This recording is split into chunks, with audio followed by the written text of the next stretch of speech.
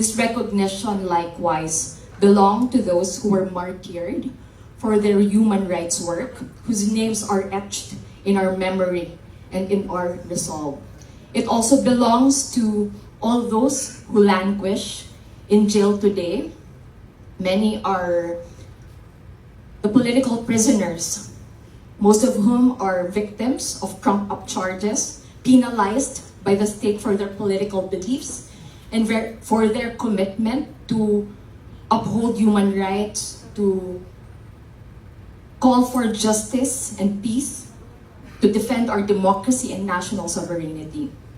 It also belongs to every community organizer, every toiling worker, every farmer leader who continues to face harassment, surveillance, and abuse simply for forwarding their issues and demands. It is also for every woman speaking out her voice against sexual violence, for every LGBTQIA+ struggling against discrimination and for self-expression.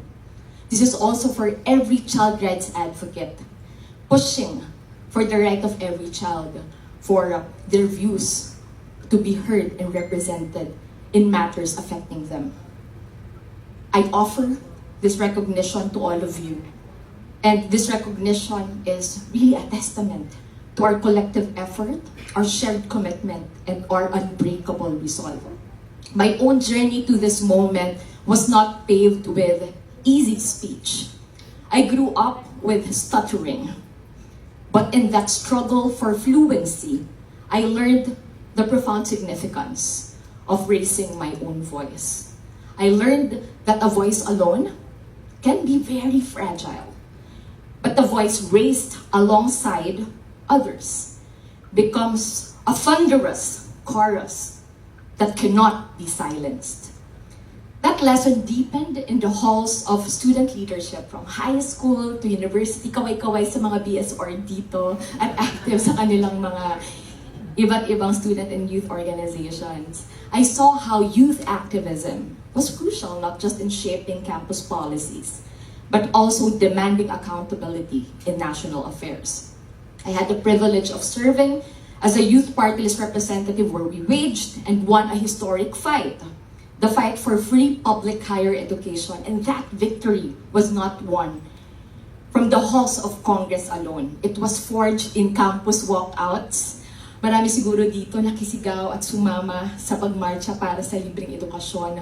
In the streets where thousands of students marched, where our collective voice becomes an undeniable force. But we also stood in the middle of the tempest. That same representation became a target, red-tagged, harassed, and vilified for speaking out against the bloody drug war and the rampant human rights violations. We faced the fury of the state again for our opposition to the draconian anti-terror law then and even now. They desperately tried to silence us, but they only amplified our conviction. I myself faced 13 trumped-up charges. Lahat po ito na basura pagkatapos ng aking termino. But the smear of vilification remains. Ngunit kahit may takot, nandito tayo dahil alam natin hindi tayo nag-iisa. Marami tayong kasama at sumusuporta. Hindi lang sa ating representasyon, kundi naniniwala at nagtitiwala na kailangan hindi natin talikuran ang hamon ng panahon na lumaban sa abuso, lalong-lalo na ng kapangyarihan.